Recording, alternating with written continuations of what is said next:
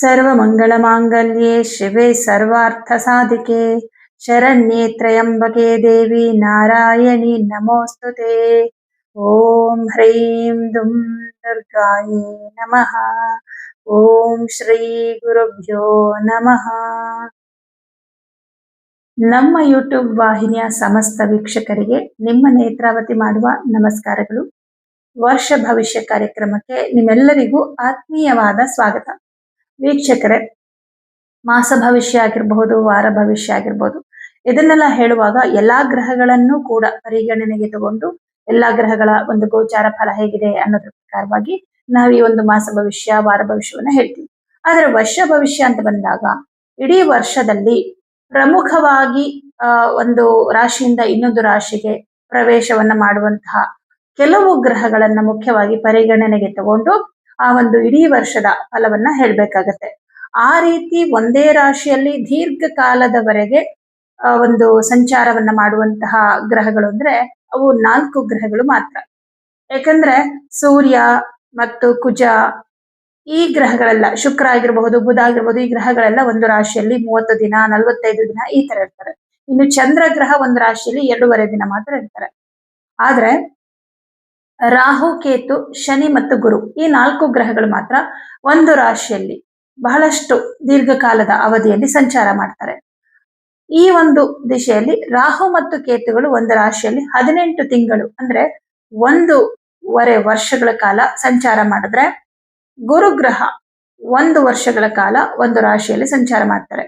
ಇನ್ನು ಶನಿ ಗ್ರಹ ಒಂದು ರಾಶಿಯಲ್ಲಿ 2.5 ವರ್ಷಗಳ ಕಾಲ ಸಂಚಾರ ಮಾಡ್ತಾರೆ. ಈ 4 ಗ್ರಹಗಳ ಈ 4 ಗ್ರಹಗಳನ್ನ ಆಧಾರವಾಗಿಟ್ಕೊಂಡು ಪ್ರತಿ ರಾಶಿಯ ವರ್ಷ ಭವಿಷ್ಯ ಹೇಗಿದೆ ಅನ್ನೋದನ್ನ ಹೇಳಲಾಗುತ್ತೆ. ಇದರ ಪ್ರಕಾರವಾಗಿ ಈ 2026ರಲ್ಲಿ ತನ್ನ ರಾಶಿಯಿಂದ ಇನ್ನೊಂದು ರಾಶಿಗೆ, ತಾನಿರುವಂತ ರಾಶಿಯಿಂದ ಇನ್ನೊಂದು ರಾಶಿಗೆ ಪ್ರವೇಶವನ್ನ ಮಾಡ್ತಾ ಇರುವಂತಹ ಏಕೈಕ ಗ್ರಹ ಅಂದ್ರೆ ಗುರುಗ್ರಹ ಮಾತ್ರ. ಆದ್ರೆ ಇಲ್ಲಿ ಶನಿ ಕೂಡ ಬದಲಾವಣೆ ಇಲ್ಲದೆ ಹೋದ್ರು ಕೂಡ ಈಗ ಅವನು ವಕ್ರನಾಗಿದ್ದು ಈ ವರ್ಷದ ನವೆಂಬರ್ನಲ್ಲೇ ಅವನು ವಕ್ರತ್ಯಾಗ ಮಾಡಿ ನೇರವಾಗಿ ಸಂಚಾರ ಮಾಡೋದಕ್ಕೆ ಶುರು ಮಾಡ್ತಾನೆ. ಇಲ್ಲಿ ಶನಿಯ ಒಂದು ಫಲಾಫಲಗಳು ಕೂಡ ಬದಲಾವಣೆ ಆಗತ್ತೆ. ಈ ಪ್ರಕಾರವಾಗಿ ದ್ವಾದಶ ರಾಶಿಗಳಿಗೆ ಈ 4 ಗ್ರಹಗಳು ಯಾವ ಯಾವ ರೀತಿಯಲ್ಲಿ, ಈ 4 ಗ್ರಹಗಳು ಸ್ಥಿತವಾದ ರಾಶಿ ಹಾಗೆ ನೋಡುವಂತಹ ರಾಶಿಗಳು ಇವೆಲ್ಲದರ ಅನುಗುಣವಾಗಿ ಫಲವನ್ನ ನಿರ್ಣಯ ಮಾಡ್ಬೇಕಾಗತ್ತೆ. ಇದರ ಪ್ರಕಾರವಾಗಿ ಈ 2026ರ ವರ್ಷ ಅಂದ್ರೆ ಹೊಸ ವರ್ಷ ಅಂತ ಹೇಳ್ತೀವಿ. ಕ್ಯಾಲೆಂಡರ್ ಬದಲಾವಣೆ ಆಗ್ತಾ ಇದೆ. ಹಾಗೆ ಕ್ಯಾಲೆಂಡರ್ನ ಪ್ರಕಾರವಾಗಿ ಹೊಸ ವರ್ಷ ಆಗಿದೆ. ಇದು 2025ನ್ನ ಮುಗಿಸಿ 2026ಕ್ಕೆ ಇನ್ನೇನು ಕಾಲಿಡ್ತಾ ಇದೀವಿ ಎಲ್ಲಾರು. ಈ ಕ್ಯಾಲೆಂಡರ್ನ ಬದಲಾವಣೆ, ಕ್ಯಾಲೆಂಡರ್ನಲ್ಲಿ ಹೇಗೆ ಬದಲಾವಣೆ ಆಗುತ್ತೋ ಹಾಗೆ ನಮ್ಮ ಜೀವನದಲ್ಲೂ ಕೂಡ ಉತ್ತಮ ಬದಲಾವಣೆಗಳಾಗಬೇಕು ಅನ್ನೋದು ಎಲ್ಲರ ಒಂದು ಆಸೆ ಆಗಿರುತ್ತೆ. ಅದರ ಪ್ರಕಾರವಾಗಿ ಯಾವ ಯಾವ ರೀತಿಯಲ್ಲಿ ನಿಮ್ಮ ಜೀವನದಲ್ಲಿ ಬದಲಾವಣೆಗಳಾಗತ್ತೆ, ಯಾವ ಗ್ರಹಗಳು ನಿಮ್ಗೆ ಈ 2026ರಲ್ಲಿ ಶುಭ ಫಲವನ್ನ ಕೊಡ್ತಾರೆ, ಯಾವ ಗ್ರಹಗಳು ನಿಮ್ಗೆ ಅಶುಭ ಫಲವನ್ನ ಕೊಡ್ತಾರೆ, ಹಾಗೆ ಅಶುಭ ಫಲಗಳಿಗೆ ಹೇಗೆ ನಾವು ಪರಿಹಾರಗಳನ್ನ ಮಾಡ್ಕೋಬೇಕು, ಅದು ಸುಲಭವಾದ ರೀತಿಯಲ್ಲಿ ಹೇಗೆ ಪರಿಹಾರವನ್ನ ಮಾಡ್ಕೋಬೇಕು, ಇದೆಲ್ಲ ಯಾವ ತರ ನಿಮ್ಗೆ ಫಲವನ್ನ ಕೊಡುತ್ತೆ ಅನ್ನುವಂತಹ ವಿಚಾರದ ಬಗ್ಗೆ ಒಂದು ವಿವರವಾದ ರೀತಿಯಲ್ಲಿ ನಿಮ್ಗೆ ಮಾಹಿತಿಯನ್ನ ಕೊಡ್ತೀನಿ. ಅದಕ್ಕಿಂತ ಮೊದಲು ಎಲ್ಲರಿಗೂ ಕೂಡ 2026ರ ಹೊಸ ವರ್ಷದ ಹಾರ್ದಿಕ ಶುಭಾಶಯಗಳು. 2026ರ ಒಂದು ವರ್ಷ ನಿಮ್ಮೆಲ್ಲರ ಜೀವನದಲ್ಲಿ ಸಂತೋಷ, ನೆಮ್ಮದಿಯನ್ನ ಕೊಡ್ಲಿ, ನಿಮ್ಮೆಲ್ಲ ಆಸೆ ಆಕಾಂಕ್ಷೆಗಳು ಈಡೇರ್ಲಿ ಅಂತೇಳಿ ನಾನು ಜಗನ್ಮಾತೆಯಾದ ದುರ್ಗಾ ಮಾತೆಯಲ್ಲಿ ಪ್ರಾರ್ಥನೆಯನ್ನ ಮಾಡ್ಕೊಳ್ತೀನಿ. ಬನ್ನಿ, ಹಾಗಿದ್ರೆ 2026ರ ವರ್ಷ ಭವಿಷ್ಯ ಹೇಗಿದೆ ಅನ್ನೋದನ್ನ ನೋಡೋಣ.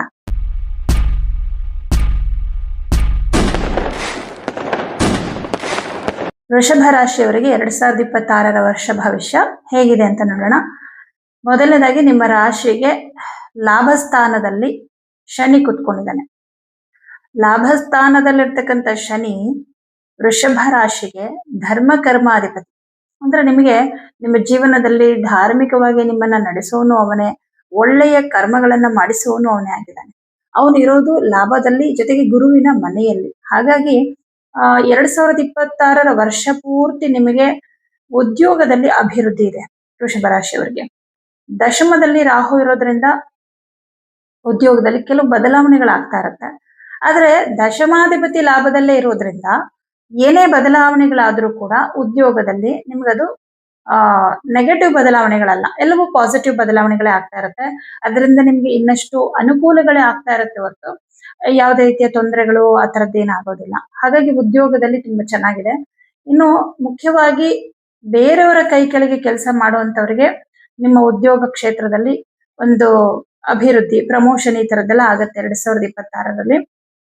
2026 ಜೂನ್ 2ನೇ ತಾರೀಕಿಗೆ ಗುರುಗ್ರಹ ಮಿಥುನ ರಾಶಿಯಿಂದ ಕರ್ಕಾಟಕ ರಾಶಿಗೆ ಬಂದ ಮೇಲೆ ಗುರುವಿನ ದೃಷ್ಟಿ ಶನಿಯ ಮೇಲೆ ಬೀಳೋದ್ರಿಂದ ಅಷ್ಟ್ರ ಮೇಲೆ ಅಂದ್ರೆ ಜೂನ್ ನಂತರ ನಿಮಗೆ ಉದ್ಯೋಗದಲ್ಲಿ ಪ್ರಮೋಷನ್ ಸಿಗುವಂಥದ್ದು ಅಥವಾ ಹೆಚ್ಚು ಗೌರವ, ಸನ್ಮಾನಗಳ ಪ್ರಾಪ್ತಿ ಆಗುವಂಥದ್ದು, ಏನೋ ಒಂದು ನೀವು ನಿಮ್ಗೆ ಕೊಟ್ಟಂತಹ ಪ್ರಾಜೆಕ್ಟ್ ಅಲ್ಲಿ ನೀವು ಚೆನ್ನಾಗಿ ಮಾಡಿದ್ರಿ, ಏನೋ ಅಚೀವ್ಮೆಂಟ್ ನಿಮ್ ಲೈಫಲ್ಲಿ ಆಯ್ತು, ಅದರಿಂದಾಗಿ ನಿಮ್ಗೆ ಸನ್ಮಾನ ಮಾಡುವಂಥದ್ದು, ಪ್ರಶಸ್ತಿ ಪುರಸ್ಕಾರಗಳು ಈ ತರದ್ದೆಲ್ಲ ವೃಷಭ ರಾಶಿಯವ್ರಿಗೆ ಆಗುತ್ತೆ ಈ 2026ರಲ್ಲಿ.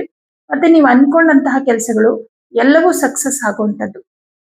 ಮತ್ತೆ ಧಾರ್ಮಿಕ ಕೆಲಸಗಳು, ಯಾಕಂದ್ರೆ ಗುರು ಧರ್ಮಕ್ಕೆ ಕಾರಕ, ಧಾರ್ಮಿಕ ಕೆಲಸಗಳಿಗೆ ಕಾರಕನಾಗಿರ್ತಾನೆ.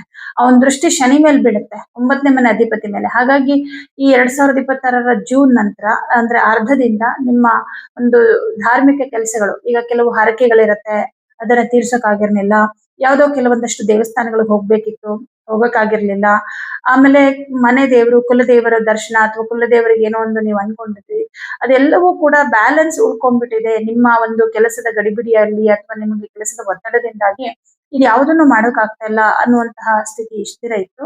ಆದ್ರೆ ಈ 2026ರಲ್ಲಿ ಆ ತರದ್ದೆಲ್ಲಾ ಕೆಲಸಗಳನ್ನ ನೀವು ಕಂಪ್ಲೀಟ್ ಮಾಡ್ಕೊಳ್ತೀರಾ. ಮತ್ತೆ ತೀರ್ಥಯಾತ್ರೆಗಳಿಗೆ ಹೋಗುವಂತದ್ದು ಇರುತ್ತೆ. ತೃತೀಯ ಭಾವ ಅನ್ನೋದು ಕೂಡ ಪ್ರಯಾಣವನ್ನ ತೋರಿಸುತ್ತೆ, ಹತ್ತಿರದ ಪ್ರಯಾಣ, ಮತ್ತೆ ನದಿ ತೀರದ ದೇವಸ್ಥಾನಗಳಿಗೆ ನೀವು ಹೋಗಿ ಬರುವಂತದ್ದು. ಇದು ಕೂಡ ನೋಡಿ, ಯಾವ್ದಾದ್ರು ಒಂದು ದೇವಸ್ಥಾನಕ್ಕೆ ಹೋಗ್ಬೇಕು ಅಂತಂದ್ರೂ ಕೂಡ ಅದು ಕೂಡ ನಮ್ಗೆ ಅನುಕೂಲಗಳಾಗ್ಬೇಕು, ಅದಕ್ಕೆ ದೇವರು ಅವಕಾಶವನ್ನ ಕಲ್ಪಿಸಿಕೊಡ್ಬೇಕು. ಕೆಲಸದ ಒತ್ತಡಗಳು ಕೂಡ ಎಷ್ಟೋ ಸಲ ಎಲ್ಲಿ ಹೋಗೋದಕ್ಕೆ ಆಗೋದಿಲ್ಲ, ಹಾಗಾಗತ್ತೆ. ಆದ್ರೆ ಈ 2026ರಲ್ಲಿ ಈ ತರದ ಪ್ರಯಾಣಗಳೆಲ್ಲ ಇರತ್ತೆ. ಎಲ್ಲಾ ರೀತಿಯ ಒಂದು ಪ್ರಯಾಣ ಕೂಡ ನಿಮ್ಗೆ ಆಧ್ಯಾತ್ಮಿಕ ಉದ್ದೇಶದಿಂದನೇ ನೀವು ಪ್ರಯಾಣ ಮಾಡುವಂತದ್ದಿರುತ್ತೆ. ನಿಮ್ಮ ಸುಖ ಸಂತೋಷಕ್ಕೆ ಅನ್ನೋದಕ್ಕಿಂತ ನಿಮ್ ಮನಸ್ಸಿಗೆ ಆತರ ಅನ್ಸುತ್ತೆ. ಯಾಕಂದ್ರೆ ಗುರು 3ನೇ ಮನೆಗೆ ಬರ್ತಾ ಇದ್ದಾನೆ. 3ನೇ ಮನೆ ಅನ್ನೋದು ನಮ್ಮ ಸುಪ್ತಾವಸ್ಥೆ ಅಂತ ಹೇಳ್ತೀವಿ. ನಮ್ಮ ಸುಪ್ತಾವಸ್ಥೆನಲ್ಲಿ ಏನೋ ಒಂದು ಕೆಲವೊಂದು ಆಸೆಗಳನ್ನ ಉಂಟು ಮಾಡ್ತಾನೆ ಗುರುಗ್ರಹ. ಗುರು ಉಂಟು ಮಾಡುವ ಆಸೆಗಳೆಲ್ಲವೂ ಏನಂದ್ರೆ ಅದು ನಮ್ಮ ಪುಣ್ಯವನ್ನ ಸಂಪಾದನೆ ಮಾಡುವಂತಹ ಆಸೆಗಳು, ನಮ್ಮ ಸುಖ ಸಂತೋಷಕ್ಕೋಸ್ಕರ ಅಲ್ಲ, ಅಂದ್ರೆ ಬಾಹ್ಯ ಸೌಖ್ಯಕ್ಕಲ್ಲ. ಹಾಗಾಗಿ ದೇವಸ್ಥಾನಕ್ಕೆ ಹೋಗ್ಬೇಕು ಅನ್ಸುತ್ತೆ, ಮನೇಲಿ ವಿಶೇಷವಾದ ಪೂಜೆ ಮಾಡಿಸ್ಬೇಕು ಅನ್ಸುತ್ತೆ, ಮನೆಯಲ್ಲಿ ಡೈಲಿ ಪೂಜೆಗಳು ಮಾಡ್ಬೇಕು ಅಂತ ಅನ್ಸುತ್ತೆ, ಕೆಲವು ಶ್ಲೋಕಗಳನ್ನ ಕಲಿಬೇಕು ಅನ್ಸುತ್ತೆ, ಕೆಲವು ಮಂತ್ರಗಳನ್ನ ಹೇಳ್ಬೇಕು ಅನ್ಸುತ್ತೆ. ಈ ತರದ್ದೆಲ್ಲ ಒಂದಿಷ್ಟು ಬದಲಾವಣೆಗಳು ವೃಷಭ ರಾಶಿಯವರ ಜೀವನದಲ್ಲಿ 2026ರಲ್ಲಿ ಆಗುತ್ತೆ. ಅದು ಕೂಡ ಮೇ ತಿಂಗಳ ನಂತರ ಆಗುತ್ತೆ.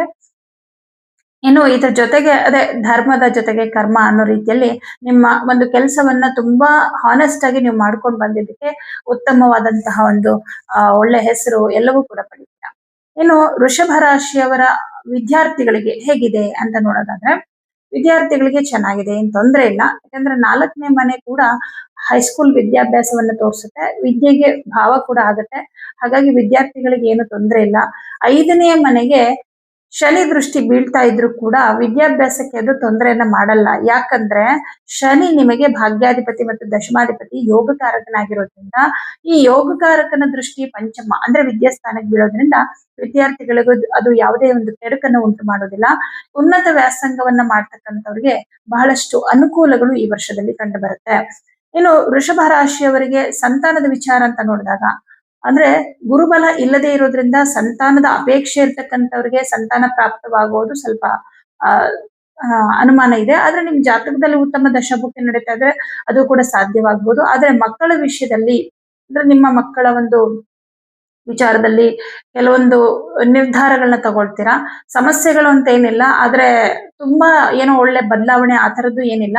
ಗುರು ಸಂತಾನಕ್ಕೂ ಕಾರಕನಾಗಿರೋದ್ರಿಂದ ಗುರು ಉಚ್ಚ ಕ್ಷೇತ್ರದಲ್ಲಿ ಇರ್ತಾನಲ್ವಾ, ಹಾಗಾಗಿ ನಿಮ್ಮ ಮಕ್ಕಳ ಬಗ್ಗೆ ಒಂದು ಪ್ರಮುಖ ನಿರ್ಧಾರಗಳನ್ನ ತಗೊಳ್ತೀರಾ. ಅವರನ್ನ ಇಂಥ ಕಾಲೇಜ್ಗೆ ಸೇರಿಸ್ಬೇಕು ಅಥವಾ ಇಂಥ ಶಾಲೆಗೆ ಸೇರಿಸ್ಬೇಕು, ಅವರಿಗೆ ಈ ಕೋರ್ಸ್ ಅನ್ನೇ ಕೊಡಿಸ್ಬೇಕು, ಅಥವಾ ಅವ್ರ ಹೆಸರಲ್ಲಿ ಏನೋ ಒಂದಿಷ್ಟು ಇನ್ಶೂರೆನ್ಸ್ ಗಳು ಮಾಡಿಸುವಂಥದ್ದು ಅಥವಾ ಡೆಪಾಸಿಟ್ ಮಾಡೋದು, ಏನೋ ಒಂದು ನಿಮ್ಮ ಮಕ್ಕಳ ಭವಿಷ್ಯಕ್ಕೋಸ್ಕರ ಪ್ರಮುಖ ನಿರ್ಧಾರಗಳನ್ನ ಈ 2026ರಲ್ಲಿ ನೀವು ತಗೊಳ್ತೀರಾ. ಹಾಗೆ ವಿವಾಹದ ವಿಚಾರವಾಗಿ ನೋಡೋದಾದ್ರೆ, ವಿವಾಹ ಭಾಗ್ಯ ಕೂಡಿ ಬರೋದು ಆ ತರದ್ದು ಏನು ಕಂಡು ಬರ್ತಲ್ಲ. ಆದ್ರೆ ವಿವಾಹಕ್ಕೆ ಇರುವಂತಹ ಅಡೆತಡೆಗಳು ಅಂದ್ರೆ ಈಗ ಒಂದು ಮದುವೆ ಮಾಡೋದಕ್ಕೆ 108 ವಿಘ್ನಗಳು ಬರುತ್ತೆ ಕೆಲವೊಂದು ಸಂದರ್ಭಗಳಲ್ಲಿ. ಆ ವಿಘ್ನಗಳು ನಿವಾರಣೆ ಆಗತ್ತೆ. ಯಾಕಂದ್ರೆ ನಿಮ್ಮ ಸಪ್ತಮಕ್ಕೆ ಗುರು ದೃಷ್ಟಿ ಇದೆ. 3ನೇ ಮನೇಲಿ ಇರ್ತಕ್ಕಂಥ ಗುರು ಗ್ರಹ ಅವನಿಗೆ ವಿಶೇಷವಾದ ದೃಷ್ಟಿ 5ನೇ ಮನೆ ಮತ್ತು 9ನೇ ಮನೆ ಮೇಲೆ ಇರುತ್ತೆ. ನಿಮ್ಮ ರಾಶಿಯಿಂದ 7ನೇ ಮನೆ ವೃಶ್ಚಿಕ ರಾಶಿ, ಗುರು ಸ್ಥಿತನಾದ ರಾಶಿಗೆ 7ನೇ ಮನೆ 5ನೇ ಮನೆ ವೃಶ್ಚಿಕ ರಾಶಿಯಾಗಿರುತ್ತೆ. ಜೂನ್ ನಂತರ ವೃಶ್ಚಿಕ ರಾಶಿಯ ಮೇಲೆ ಗುರು ದೃಷ್ಟಿ ಇರೋದ್ರಿಂದ ವಿವಾಹಕ್ಕೆ ಇರುವ ಅಡೆತಡೆಗಳು ನಿವಾರಣೆ ಆಗತ್ತೆ. ಹಾಗೆ ಇನ್ನೊಂದು ವಿಚಾರ ಏನಪ್ಪಾ ಅಂದ್ರೆ ವೈವಾಹಿಕ ಜೀವನದಲ್ಲಿ ಯಾರಿಗೆ ತೊಂದರೆಗಳಾಗಿದೆ, ವೃಷಭ ರಾಶಿಯವರಿಗೆ ಡೈವರ್ಸ್ ವರ್ಗೂ ಹೋಗಿದೆ, ಮನಸ್ತಾಪಗಳಾಗಿದೆ, ಎರಡೂ ಕುಟುಂಬದವರ ನಡುವೆ ಭಿನ್ನಾಭಿಪ್ರಾಯಗಳು ಮನಸ್ತಾಪಗಳಾಗಿದೆ ಅಂತಂದ್ರೆ ಅದೆಲ್ಲವೂ ಕೂಡ 2026 ಮೇ ತಿಂಗಳ ನಂತರ ನಿವಾರಣೆ ಆಗತ್ತೆ. ಯಾಕಂದ್ರೆ ಸಪ್ತಮಕ್ಕೆ ಗುರು ದೃಷ್ಟಿ ಬೀಳ್ತಾ ಇದೆ. ಗುರು ಸಂಬಂಧಗಳನ್ನ ಒಂದು ಮಾಡ್ತಾನೆ. ಜಲತತ್ವ ರಾಶಿಯಲ್ಲಿ ಉಚ್ಚ ಕ್ಷೇತ್ರದಲ್ಲಿರ್ತಕ್ಕಂಥ ಗುರುವಿನ ಒಂದು ಶುಭ ಫಲ ಬೇರೆ ಟೈಮ್ಗಿಂತ ಜಾಸ್ತಿ ದುಪ್ಪಟ್ಟು ಅಂತ ಹೇಳ್ಬೋದು. ಯಾಕಂದ್ರೆ ಉಚ್ಚ ಕ್ಷೇತ್ರದಲ್ಲಿರೋದ್ರಿಂದ ಸಪ್ತಮವನ್ನ ನೋಡೋದ್ರಿಂದ ವೈವಾಹಿಕ ಜೀವನದಲ್ಲಿ ಪತಿ ಪತ್ನಿಯಲ್ಲಿದ್ದಂತಹ ಕಲಹ ಮನಸ್ತಾಪಗಳೆಲ್ಲವೂ ನಿವಾರಣೆ ಆಗಿ ಕೂತ್ಕೊಂಡು ಮಾತಾಡಿ ಒಳ್ಳೆ ರೀತಿಯಲ್ಲಿ ಸಮಸ್ಯೆಗಳನ್ನ ಬಗೆಹರಿಸ್ಕೊಳ್ಳುವಂಥದ್ದು ಈ ವರ್ಷದಲ್ಲಿ ಆಗುತ್ತೆ. ಹಾಗೆ ಇನ್ನು ಆದಾಯ ನಷ್ಟ ಅಂತ ನೋಡಿದಾಗ ಆದಾಯ ತುಂಬಾ ಚೆನ್ನಾಗಿದೆ, ಖರ್ಚುಗಳು ಸ್ವಲ್ಪ ಇರುತ್ತೆ. 2025-26 ಮೇ ತಿಂಗಳವರೆಗೂ ಖರ್ಚು ಸ್ವಲ್ಪ ಕಮ್ಮಿ ಇರುತ್ತೆ. ಆದ್ರೆ 2026ರಿಂದ ಖರ್ಚು ಸ್ವಲ್ಪ ಜಾಸ್ತಿ ಆಗುತ್ತೆ. ಯಾತಕ್ಕೋಸ್ಕರ ಅಂತಂದ್ರೆ ನಿಮ್ಮ ಮಕ್ಕಳಿಗೋಸ್ಕರ ಒಂದಿಷ್ಟು ಇನ್ವೆಸ್ಟ್ಮೆಂಟ್, ಹಾಗೆ ಸ್ವಲ್ಪ ಪ್ರಯಾಣ, ಇವುಗಳಿಂದಾಗಿ 2026ರಲ್ಲಿ ಜೂನ್ ನಂತರ ಸ್ವಲ್ಪ ಖರ್ಚು ಜಾಸ್ತಿ ಆಗುತ್ತೆ. ಆದರೆ ಲಾಭದಲ್ಲಿ ಶನಿ ಇರೋದ್ರಿಂದ ಆದಾಯಕ್ಕೇನು ಕೊರತೆ ಇಲ್ಲ. ನಿಮ್ಮ ದುಡಿಮೆ ಆದಾಯ ಎಲ್ಲವೂ ಕೂಡ ಉತ್ತಮವಾಗಿರುತ್ತೆ. ಹಾಗಾಗಿ ಆದಾಯ ಖರ್ಚು ಎರಡೂ ಇದೆ. ಆದ್ರೆ ಖರ್ಚಿಗಿಂತ ಜಾಸ್ತಿ ಆದಾಯನೇ ಚೆನ್ನಾಗಿದೆ ಅಂತ ಹೇಳ್ಬೋದು. ಯಾಕೆಂದ್ರೆ ಇಲ್ಲಿ ಶನಿಯ ಮೇಲೂ ಗುರು ದೃಷ್ಟಿ ಬಿದ್ದಿರೋದ್ರಿಂದ ನಿಮ್ಮ ವೃತ್ತಿ ಕ್ಷೇತ್ರದಲ್ಲಿ ಹೆಚ್ಚು ಹೆಚ್ಚು ಆದಾಯವನ್ನ ಗಳಿಸ್ತೀರಾ. ಸ್ವಂತ ಉದ್ಯೋಗವನ್ನ ಮಾಡುವಂತವ್ರಿಗೂ ಅಷ್ಟೇ ಆದಾಯ ತುಂಬಾ ಚೆನ್ನಾಗಿರುತ್ತೆ. ರಾಹು ಗ್ರಹ ದಶಮದಲ್ಲಿರೋದ್ರಿಂದ ಕೆಲವೊಂದು ಬದಲಾವಣೆಗಳನ್ನ ಮಾಡ್ಕೊಳ್ಳೋದ್ರ ಮೂಲಕ ನಿಮ್ಮ ಬಿಸ್ನೆಸ್ ಅಲ್ಲಿ ಇನ್ನಷ್ಟು ಲಾಭವನ್ನ ಕಂಡುಕೊಳ್ತೀರಾ.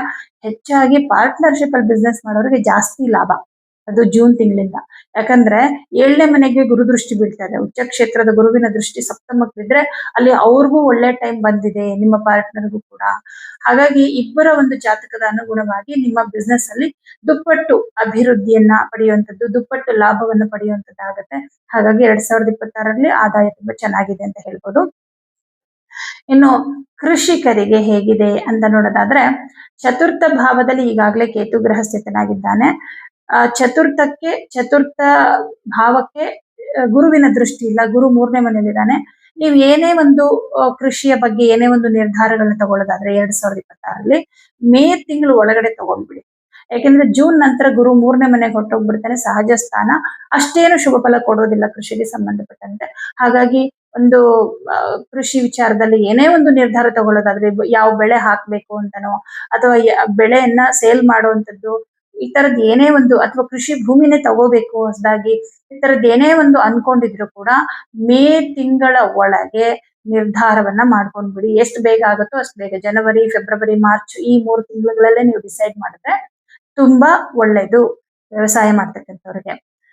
ಇನ್ನು ಕಲಾವಿದರಿಗೆ ಹೇಗಿದೆ ಅಂತ ನೋಡಿದಾಗ ತೃತೀಯ ಭಾವ ಚಂದ್ರನ ಮನೆಯಲ್ಲಿ ಗುರು ಇರೋದ್ರಿಂದ ವೃಷಭ ರಾಶಿಯವರಿಗೆ ಕಲಾವಿದರಿಗೆ ತುಂಬಾ ಚೆನ್ನಾಗಿದೆ. ಯಾಕಂದ್ರೆ ಚಂದ್ರ ಅಂದ್ರೇನೆ ಕ್ರಿಯೇಟಿವ್, ಕಲೆ ಅಂತ ಹೇಳ್ತೀವಿ. ಸಿನಿಮಾ ಕ್ಷೇತ್ರದಲ್ಲಿರ್ತಕ್ಕಂಥವ್ರಿಗೆ ಸಂಗೀತ, ಸಾಹಿತ್ಯ ಇತ್ಯಾದಿ ಕ್ಷೇತ್ರಗಳಲ್ಲಿ ಒಂದು ಸಾಧನೆಯನ್ನ ಮಾಡ್ತಾ ಇರುವಂತವ್ರಿಗೆ ಉತ್ತಮ ಅವಕಾಶಗಳು ಸಿಗುತ್ತೆ. ಅವಕಾಶಗಳು ಸಿಕ್ಕಿದ್ರು ಕೆಲವರಿಗೆ ಅದರಿಂದ ಆದಾಯ ಬರ್ತಾ ಇಲ್ಲ ಅನ್ನೋಂಥವ್ರಿಗೆ ಆದಾಯ ಕೂಡ ಬರೋದಕ್ಕೆ ಶುರುವಾಗುತ್ತೆ. ಹಾಗಾಗಿ ಚೆನ್ನಾಗಿದೆ. ಇನ್ನು ವ್ಯಾಪಾರ ವ್ಯವಹಾರಗಳಲ್ಲೂ ಕೂಡ ಹೆಚ್ಚು ಅಭಿವೃದ್ಧಿ ಇದೆ. ಇನ್ನು ಕುಟುಂಬದ ವಿಚಾರ ಅಂತ ತಗೊಂಡಾಗ 2026ರಲ್ಲಿ ನಿಮ್ಗೆ ಮೇ ತಿಂಗಳವರೆಗೆ ಕುಟುಂಬದಲ್ಲಿ ಖರ್ಚು ಕಮ್ಮಿ ಇರುತ್ತೆ. ಜೂನ್ ಇಂದ ನಿಮ್ಗೆ ಖರ್ಚು ಜಾಸ್ತಿ ಆಗೋದಕ್ಕೆ ಶುರುವಾಗುತ್ತೆ. ಅಂದ್ರೆ ಮನೆಯಲ್ಲಿ ಇರ್ತಕ್ಕಂಥವ್ರಿಗೆ ಕೆಲವೊಂದು ವಸ್ತುಗಳನ್ನ ಕೊಡಿಸುವಂಥದ್ದು ಅಥವಾ ಒಡವೆಗಳನ್ನ ಅಂದ್ರೆ ಚಿನ್ನಾಭರಣಗಳಿಗೆ ಇತ್ಯಾದಿಗಳಿಗೆ ಇನ್ವೆಸ್ಟ್ ಮಾಡ್ತೀರಾ. ಹಾಗಾಗಿ ಕೈಯಲ್ಲಿರೋ ದುಡ್ಡು ಖಾಲಿ ಆಗುತ್ತೆ. ಬಟ್ ಕುಟುಂಬದಲ್ಲಿ ನೆಮ್ಮದಿ ಸಂತೋಷ ಅಂತ ಇರುತ್ತೆ. ತುಂಬಾ ಆಧ್ಯಾತ್ಮದ ಕಡೆಗೆ ಮನಸ್ಸು ಹೋಗ್ತಾ ಇರುತ್ತೆ. 3ನೇ ಮನೆಯಲ್ಲಿ ಗುರು ಸಂಚಾರ ಮಾಡ್ತಾ ಇರೋದ್ರಿಂದ ತುಂಬಾ ಆಧ್ಯಾತ್ಮದ ಕಡೆಗೆ ಮನಸ್ಸು ಹೋಗುವಾಗ ಸಹಜವಾಗಿ ಮನಸ್ಸಿಗೆ ಸಂತೋಷ ನೆಮ್ಮದಿ ಎಲ್ಲವೂ ಕೂಡ ಇರುತ್ತೆ.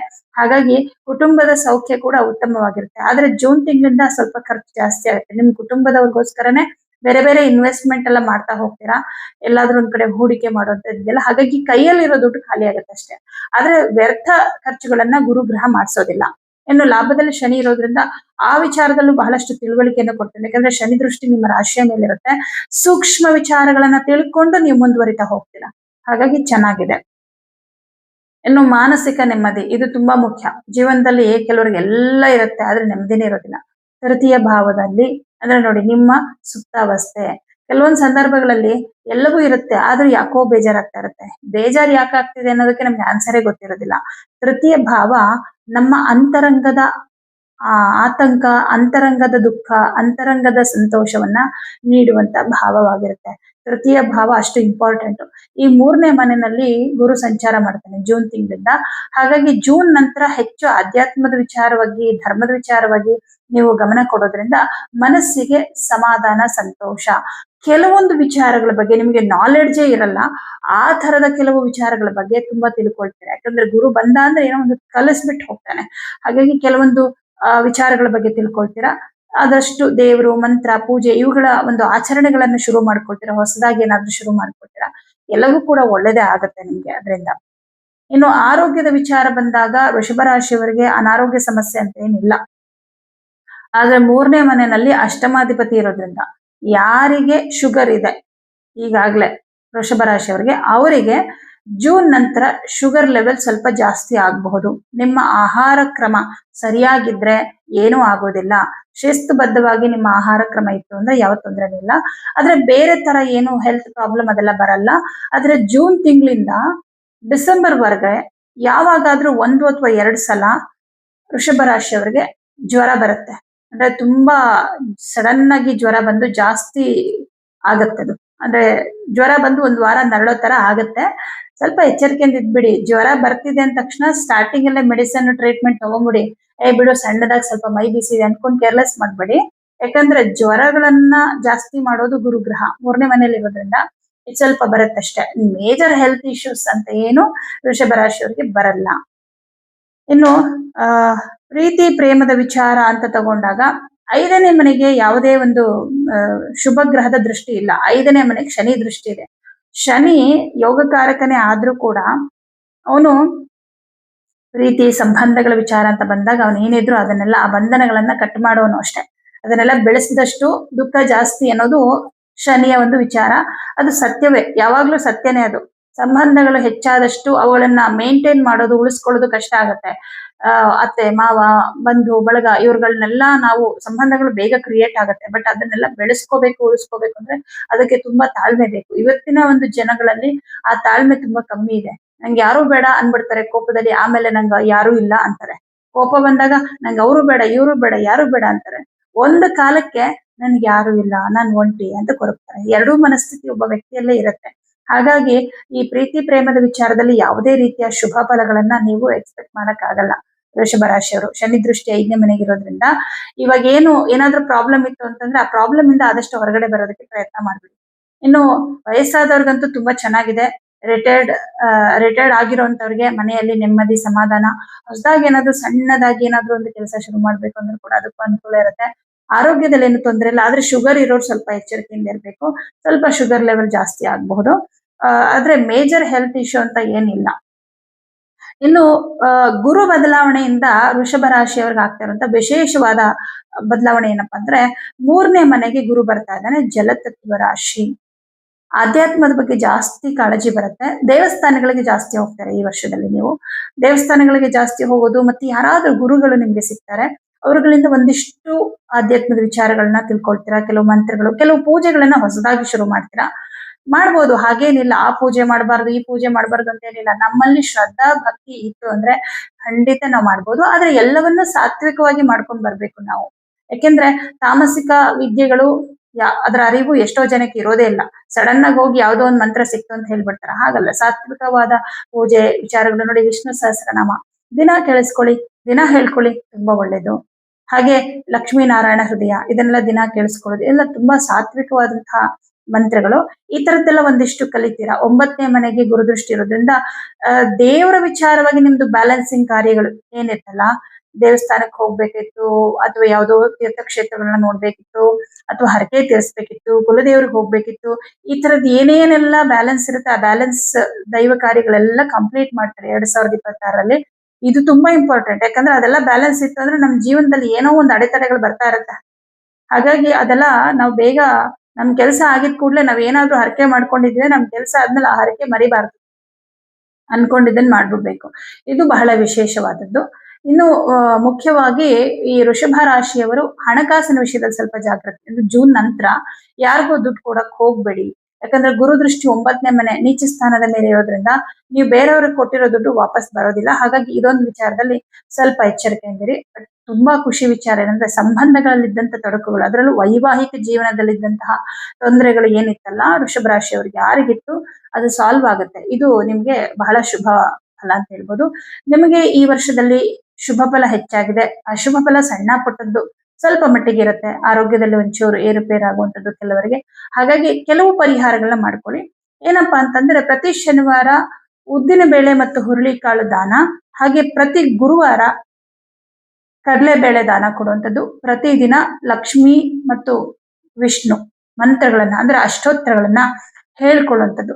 ಇಷ್ಟು ಪರಿಹಾರನ ನೀವು ರೆಗ್ಯುಲರ್ ಆಗಿ ಮಾಡ್ತಾ ಹೋಗ್ಬಿಟ್ರೆ ಈ ವರ್ಷ ಪೂರ್ತಿ ಅಂದ್ರೆ 2026 ವರ್ಷ ಪೂರ್ತಿ ನಿಮ್ಗೆ ತುಂಬಾ ಚೆನ್ನಾಗಿರುತ್ತೆ ಅಂತ ಹೇಳ್ಬೋದು. ಎಲ್ಲರಿಗೂ ಶುಭವಾಗಲಿ.